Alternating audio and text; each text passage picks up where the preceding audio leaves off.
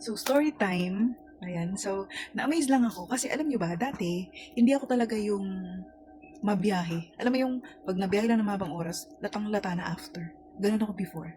Pero alam niyo ba, first time ko mabiyahe ng super, super haba yung oras. Siguro mga less than 20 hours or exact 20 hours, mga ganun. Kasi from Bicol to Manila, mga parang nag-run yung oras ng 13 hours. Tapos, pahinga lang saglit sa Pasay, and then, bahay na naman going Pitex to Olongapo to Zambales. Alam niyo ba na, yun talaga, nasa 20 hours talaga or less ng konti. And grabe yung energy ko. Alam mo yung, hindi ko malang naramdaman na yung sobrang, yung latang-lata, yung pagod na pagod, na yung parang drain na drain, wala akong ganong pakiramdam. Nagtaka din ako. At saka alam niyo ba, na-realize ko na yung katawan pala natin, kapag pala bugbog sa supplements, ayan na supplements, pag bugbog supplements, may laban siya. Oo, may laban siya sa mga unexpected na magagawin mo. Kagaya nito magbiyahe ng sobrang habang oras.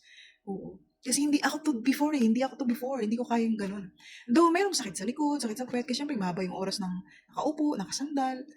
Pero alam niyo ba, grabe, alala ko lang to. Umiinom nga pala kasi ako neto. Tsaka alam niyo ba na ito talaga yung pinakapanlaban, the best antioxidant. Panlaban sa puyat, pagod, stress. Kaya, thanks to Nutria Plus talaga ni Lifestyles. Kasi, wala naman ako ibang iniinom. Umiinom din ako ng introduce, kaso hindi ko naman mabitbit yung buong bote. Though I have for water. Pero ito talaga, lagi kong bitbit kahit saan ako. Kaya grabe lang.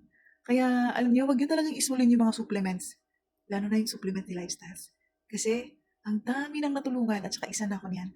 Yung dating, ultimo maglakad lang ha pag nag-grocery before. Surrender na ako agad, ilang lakad pa lang kasi nahihilo, nananakit na yung binti. Alam mo yun, hindi ako nakakatagal. Pero ito, biyahe ng less than or 20 hours. Kinaya ko yun. And the energy, parang okay lang. Parang nagpunta lang ako, nagsakay lang ako ng jeep. Thanks to Nutria talaga.